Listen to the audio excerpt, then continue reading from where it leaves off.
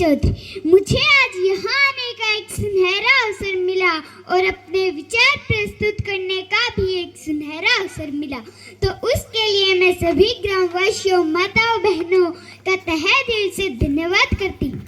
और मैं आपको बता देना चाहती हूँ कि मेरा नाम अफनी चौधरी है और मैं मात्र 7 साल की, और मेरी जन्मभूमि की बात की जाए तो वो नलवा गांव ही है, और मेरी पढ़ाई की बात की जाए तो मैं हिसार में अपनी पढ़ाई करती हूँ। और मैं हरियाणा में नशा मुक्त को लेकर गांव-गांव में जाकर अपने विचार प्रस्तुत करती हूँ और समाज में फैल रही बुराइयों पर भी मैं अपने विचार प्रस्तुत करती हूँ।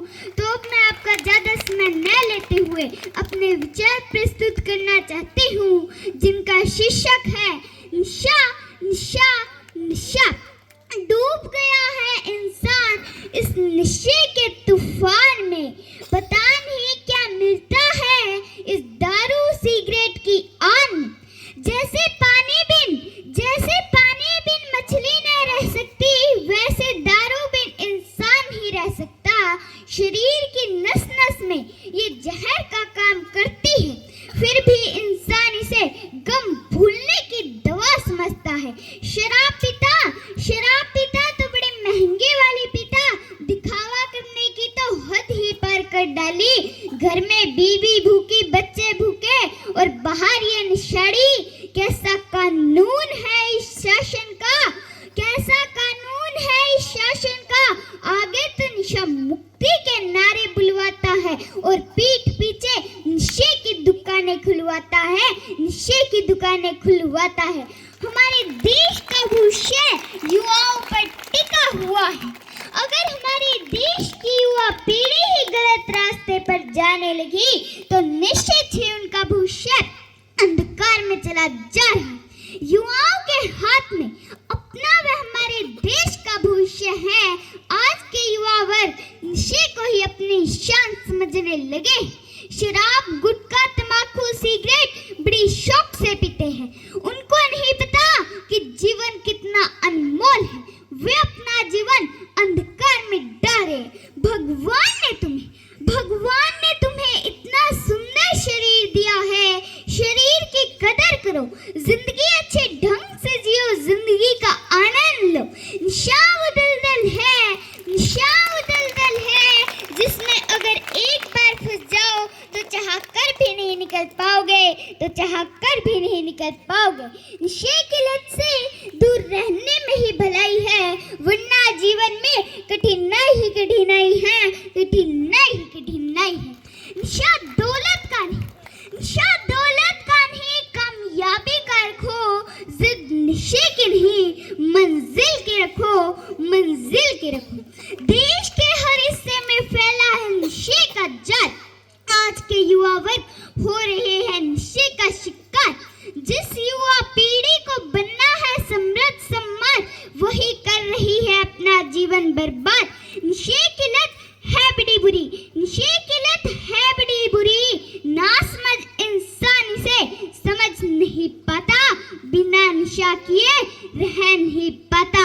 एक दिन ऐसा आएगा कि उम्र से पहले ही मर जाओगे। देश और देशवासियों व मेरे युवा साथियों, हमें नशे को जड़ से उखाड़ना होगा, तभी हमारे देश का भविष्य उज्जवल होगा। इंसान अगर ऐसे ही नशे के पीछे दौड़ता रहा तो अपने जीवन में कठिनाई पाएगा। तेरा परिवार तुझसे उम्मीद लगाए बैठा है, तू चाह कर भी उनकी जरूरतें पूरी नहीं कर पाएगा। मेरे युवा साथियों, आपकी उम्र में हमारे वीर जवानों ने देश के लिए क्या तक नहीं किया था, जान तक दे दी थी। राजगुरु सुखदेव, भगत सिंह, झांसी की रानी, उनसे सीखो, उन्हें देखो। और आज के युवा वर्ग को देखो, अपनी जिंदगी नहीं संभाल पा रहे तो देश क्या संभालेंगे, परिवार क्या संभालेंगे। इस नशे ने न जाने कितने रिश्ते खराब किए, कितने परिवार उजाड़े हैं। नशे की आदत भी क्या लाचारी है, जिंदगी भर पीछा नहीं छोड़ती। यही वो बीमारी है। हमारे संस्कारों में भी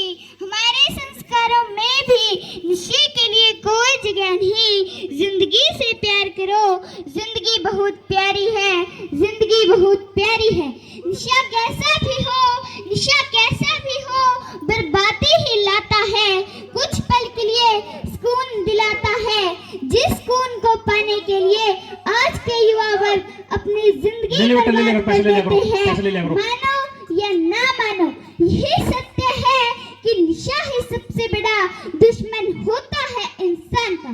कोई नशे के लिए लड़ता है तो कोई नशा करके मरता है।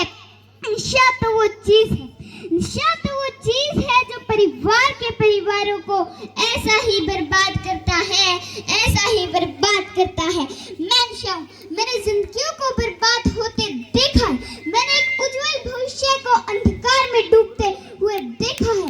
मैंने उस लाचार माँ की आंखों में बहते हुए आंसुओं को देखा है। मैंने उस पिता के बड़े बड़े चट्टानों जैसे हौसलों को बिखरते देखा है। मैं नशा हूं, मैंने जिंदगियों को बर्बाद होते देखा है। मैंने नई नवेली दुल्हन को विधवा होते देखा है। मैंने नन्हे मुन्ने बच्चों को अनाथ होते देखा है। मैं नशा हूं, मैंने जिंदगियों को बर्बाद होते देखा है। मैंने सुहागन के मंगलसूत्र व कड़े को सुनार की दुकान पे बिकते हुए देखा है। मैंने बड़े बड़े बंगलों को सरेआम बाजारों में नीलाम होते देखा है।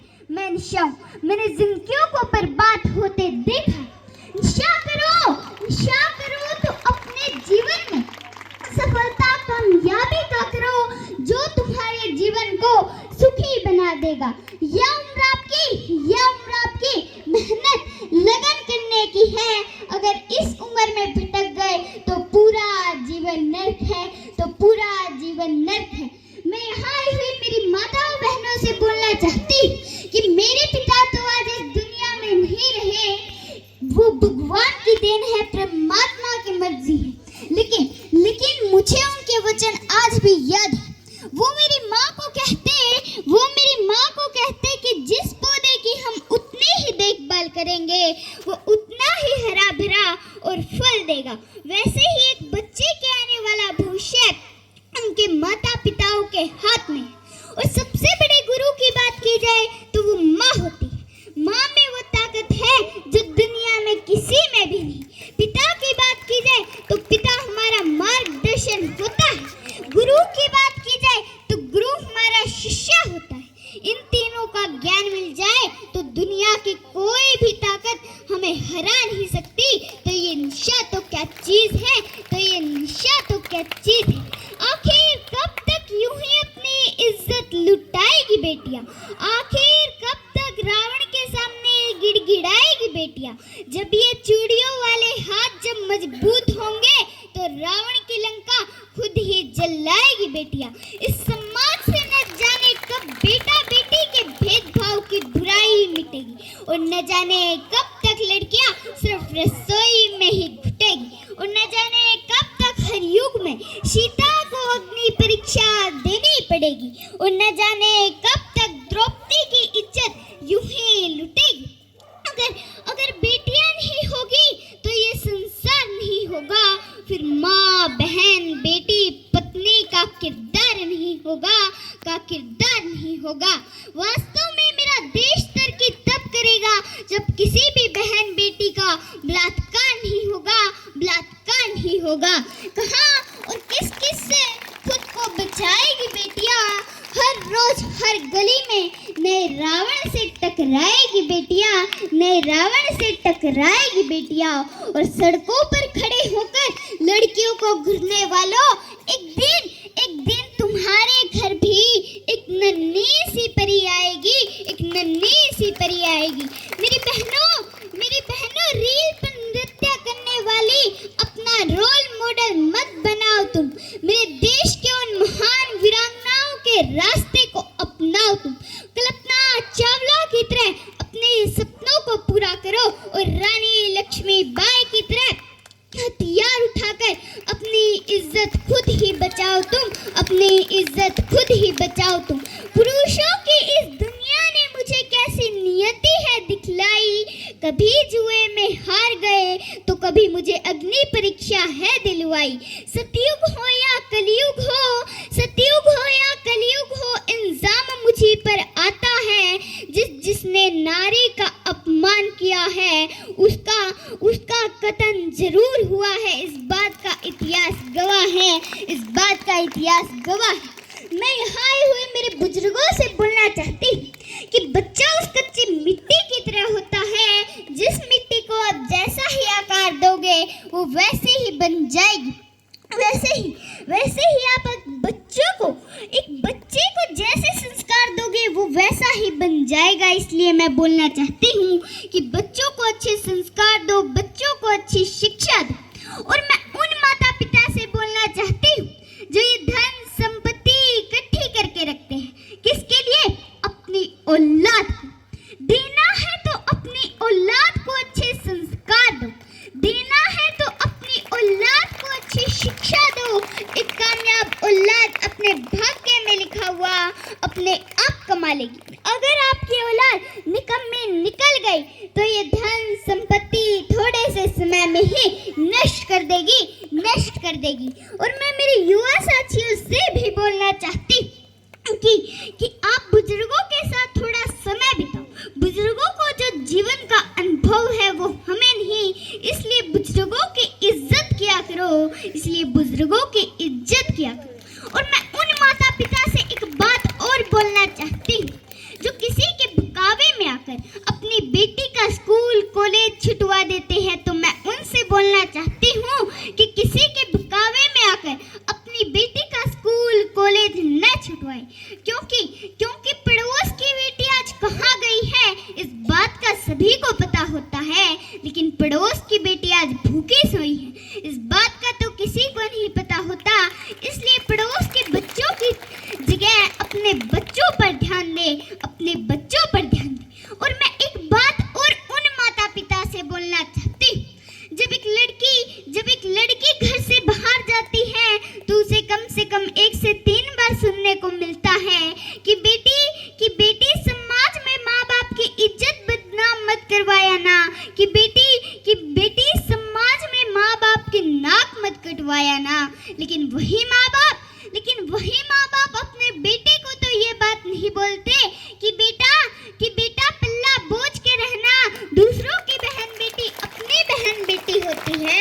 अगर आप 10 मिनट सुबह 10 मिनट शाम आप अपने बच्चों को ये बात बताओगे तो आपको बहुत ही जल्द समाज में बदलाव देखने को मिलेगा। किसी ने एक माँ से सवाल किया कि आपके कदमों से स्वर्ग ले लिया जाए और बदले में आपसे बोला जाए कि आप कुछ मांग लो, तो वो माँ बहुत ही सुंदर जवाब देती है कि मैं मेरे बच्चों का नसीब अपने हाथों से लिखने का हक मांगूंगी। मेरे बच्चों की खुशी के आगे मेरा हर स्वर्ग छोटा है। युधिष्ठिर ने भी माँ से बड़ा इस दुनिया में किसी को नहीं बताया।